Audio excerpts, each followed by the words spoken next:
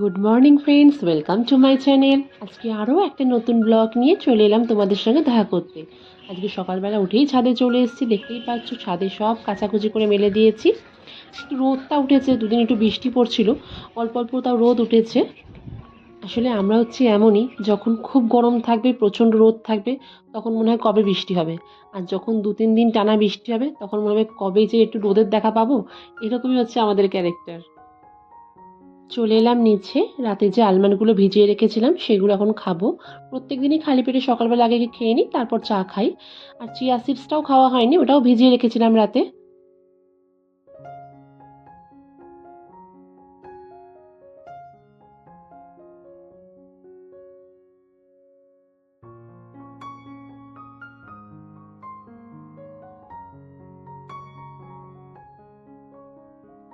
অন্যান্য দিন মেয়ের দুধটা রাতের বেলায় ফুটিয়ে রাখি, আর সকালবেলা যখন স্কুল যাই একটু গরম করে নিই। কিন্তু গতকাল রাতে সেটা আমি করতে পারিনি, ভুলে গেছিলাম। তাই জন্য সকালবেলা আগে দুধটা ভিজিয়ে রেখেছিলাম একটুখানি, অনেকটা বরফটা গলে গেছে। তো দুধটা ফুটিয়ে নেব, তারপর দুধ চা করবো, মানে আমার আর আমার হাজব্যান্ডের জন্য। আজকে সে বললো সকালবেলা গ্রিন টি খাবে না, দুধ চা খাবে, তাই একটু দুধ চা করবো।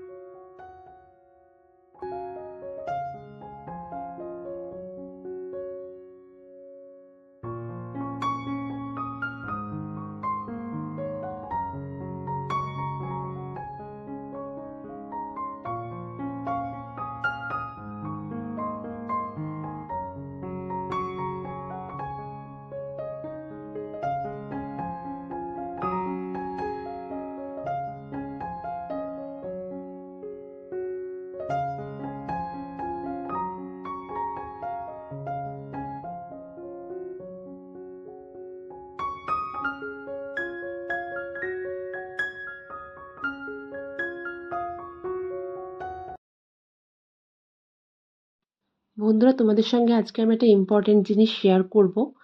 গত একটা ভিডিওতে তোমরা নিশ্চয়ই দেখেছো, আমি কিছু টিপস শেয়ার করেছিলাম।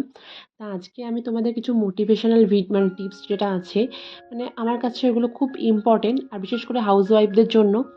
আমরা অনেকেই বলে থাকি, ধরো আমরা চাকরি করে যারা, তাদেরকে আমরা খুব স্মার্ট ভাবি, বা হয়তো ভাবি যে আমরা হাউস ওয়াইফরা অতটা স্মার্ট না, ঘরে থাকি বলে আমরা নিজেরাই নিজেদেরকে মনে করি আমরা অতটা স্মার্টনেস আমাদের মধ্যে নেই। কিন্তু এই ধারণাটা একদমই ভুল। তার জন্যই তোমাদের কাছে কিছু টিপস আমি শেয়ার করছি। তো পারলে পুরো ভিডিওটা দেখো, একটুও কিন্তু স্কিপ করো না। আমাদের বেশিরভাগ মানুষের কাছেই মানে স্মার্টনেস যেটা বলে বা স্মার্ট, এই সংজ্ঞাটা হচ্ছে বা ডেফিনেশনটা হচ্ছে যারা খুব সুন্দর পোশাক পরে বা ওয়েস্টার্ন পোশাক পরে আর ইংলিশে খুব ভালো কথা বলে, তারাই হচ্ছে স্মার্ট। কিন্তু আমার কাছে এই ধারণাটা একদমই ভুল।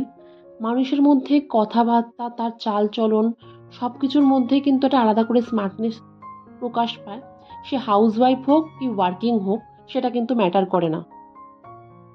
আমার কাছে স্মার্টনেস বা স্মার্ট হয়ে ওঠার জন্য কিছু কিছু কিন্তু ইম্পর্টেন্ট কয়েকটা, মানে ক্যারেক্টারের বলে না, কয়েকটা চারিত্রিক বৈশিষ্ট্য, এইগুলো কিন্তু অবশ্যই থাকা দরকার। তা সেইগুলোই তোমাদের সঙ্গে শেয়ার করছি। তা কাজ করতে করতেই তোমাদের সঙ্গে শেয়ার করছি, তো প্লিজ পুরো ভিডিওটা দেখে নাও। নাম্বার ওয়ান যে টিপসটা তোমাদের সঙ্গে শেয়ার করছি, সেটা হলো আমাদের মধ্যে এমন একটা জিনিস আছে না, যে ফেস টু ফেস আমরা কথাটা যেটা ইউজ করি, বা চোখে চোখ রেখে কথা বলা, এটা কিন্তু ভীষণ ইম্পর্টেন্ট।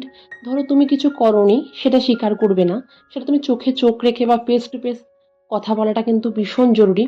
এতে কিন্তু তোমার স্মার্টনেসটা কিন্তু বেশি প্রকাশ পায়। মানে তোমাকে আরও পাশে যারা দেখছে, তারাও কিন্তু বুঝতে পারছে যে তুমি যে কাজটা করোনি সেটা তুমি স্বীকার করবে না। তার জন্য কী বলতো, তোমার চোখে চোখ রেখে বা ফেস টু ফেস কথা বলাটা কিন্তু একটা স্মার্টনেসের প্রকাশ পায়। নাম্বার টু হচ্ছে নিজেকে, নিজের আচরণ বা কথাবার্তার মধ্যে না একটা কনফিডেন্স রাখবে, যাতে মনে করবে যে তুমি যেটা করছো সেটা তুমি পারবে, বা তুমি যেটা মানে বলছো সেটা তুমি সঠিক, সেই দিক দিয়ে তুমি একদমই সঠিক, সেই দিক দিয়ে তুমি নিজের কনফিডেন্সটা কিন্তু প্রকাশ করবে। এতে কিন্তু তোমার স্মার্টনেসটাও কিন্তু প্রকাশ পায়। তোমাদের সাথে কথা বলতে বলতে সংসারে অনেকগুলো কাজ করা হয়ে গেল। তা থার্ড যে পয়েন্টটা, সেটা হলো আমাদের মুখে দেখবে যে কোনো পরিস্থিতিতে যদি একটু হাসি থাকে, যে কোনো মানুষের সঙ্গে সে রাস্তায় দেখা হলে কি বাড়িতে হলে কি যদি মনে বা ভেতরে কোনো প্রবলেম থাকে সেটাকে না প্রকাশ করে যদি এটা মুখে সবসময় হাসি রাখো না, তাহলে দেখবে আদার্স যে মানুষ তোমাদের সঙ্গে কথা বলছে বা ফেস টু ফেস হচ্ছে তাদের মধ্যে দেখবে একটা তোমার প্রতি একটা পজিটিভ ধারণা রেখে মানে হয় যেটা বলে। এতেও কিন্তু তোমার স্মার্টনেস কিন্তু তোমার মধ্যে প্রকাশ পায়। ৪ নম্বর যে পয়েন্টটা সেটাও খুব ইম্পর্টেন্ট। আমাদের মধ্যে অনেকেই আছি যারা আমরা কি ভাবি যে নিজেদের সব জানতা বা সব জানি এরকম একটা ভাব অনেকের মধ্যে আছে। কিন্তু এটা একদমই না রেখে যদি সবার কাছ থেকে কিছু না কিছু শেখা যায় না, মানে শেখার তো কথাই আছে, শেখার কোনো বয়স হয় না। এমনকি আমরা ছোটদের কাছ থেকেও অনেক কিছু শিখি। তাই জন্য সবার কাছ থেকে মানে চেষ্টা করা উচিত যে সব কিছু কিছু কিছু জিনিস অ্যাডাপ্ট করা। এতে দেখবে তোমার মানে বলে না জ্ঞানের সীমা আরও বেড়ে যায়। এইটাও কিন্তু একটা দেখবে যারা স্মার্ট না তাদের মধ্যেও কিন্তু এই গুণটা কিন্তু থাকে। ৫ নম্বর যে পয়েন্টটা হলো সেটা হচ্ছে অ্যাডজাস্ট, মানে সব কিছুর সঙ্গে অ্যাডজাস্ট করতে শেখা। মানে অনেকেই আছে আমরা বলি হয়তো এটা আমি পারবো না বা এইটা আমি এইভাবে থাকতে পারবো না বা এটা খেতে পারবো না, অনেক কিছু বলে থাকি। কিন্তু এইসব না করে যদি সব কিছুর সাথে নিজেকে খাপ খাওয়ানো যায় না, তাতে দেখবে তুমি না নিজেকে ভাবো আদার্স মানুষ তোমাকে স্মার্ট ভাববে। এটা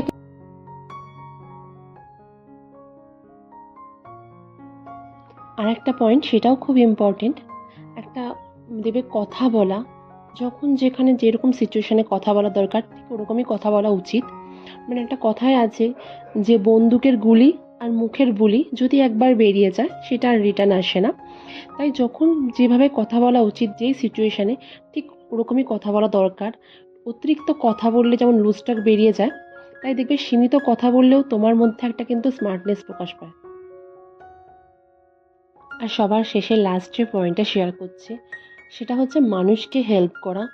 যদি কোনো দরকারি কোনো মানুষের, সে দূরের হোক বা কাছের হোক, যদি মানুষের হেল্পের প্রয়োজন হয় তাকে যদি তুমি নিজে হেল্প করো না, তাতে দেখবে তোমার মধ্যে একটা অন্যরকম কনফিডেন্স আসে বা তোমাকে যে পারিপার্শ্বিক মানুষ দেখছে যে তোমার মধ্যে এই প্রবণতা হেল্প করার বা সাহায্য করার, এতে তোমাকে আদার্স মানুষরাই বলবে যে একটা বলে না হিউম্যানিটি যেটা বলে সেই জিনিসটা কিন্তু তোমার মধ্যে প্রকাশ পাবে। এটাও কিন্তু একটা স্মার্টনেস।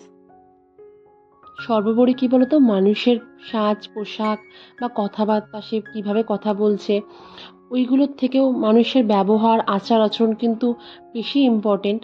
যে সে আদার্স মানুষের সঙ্গে কীরকম ব্যবহার করছে বা তার কতটা মানুষের প্রতি ফিলিংস, এগুলো কিন্তু মানুষের স্মার্টনেস প্রকাশ পায়।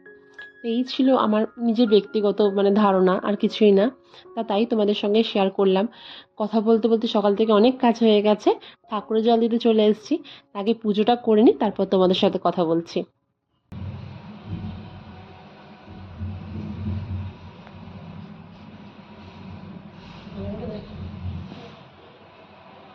जय बजरंग बली। হনুমানজি জয়, বিপদভঞ্জন সংকটমোচন। আমি কালকে দান আনতে গেছি, একটু বাজার করতাম আমাকে। তুই তো আছিস বাড়িতে।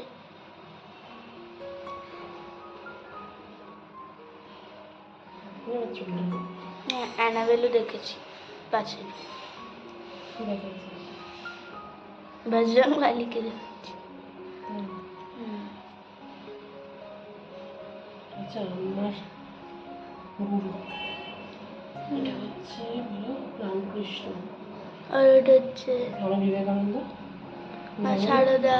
মা সারদা। মা মা বিবেক সরি সরি বিবেকানন্দ সবসময় এরকম থাকে।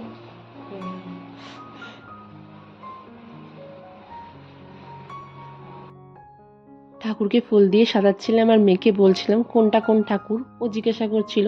আমি বলছিলাম কোনটা রামকৃষ্ণ, বিবেকানন্দ, হনুমানজি, রাধাকৃষ্ণ, সব ঠাকুরকে চেনাচ্ছিলাম আসলে। ঠাকুরের আসনটা যদি ফুল দিয়ে সাজানো যায় না, আর বিশেষ করে যদি নিজের গাছের ফুল হয়, কি ভালো লাগে দেখো। কত ফুল হয়েছে আজকে, জবা ফুল পুরো আসনটাতে ভরে গেছে।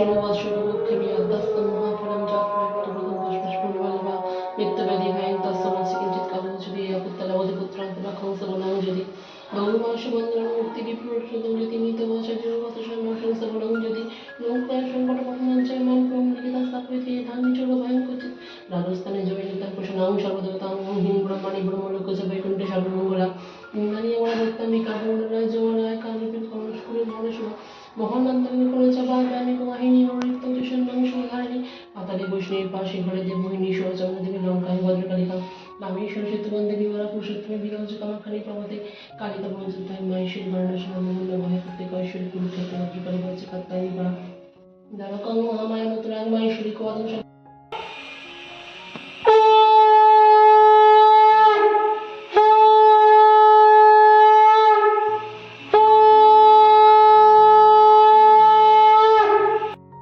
দেখবি পুজোটা যদি নিষ্ঠাভাবে করা যায় না, মনটা অনেক ফ্রেশ লাগে।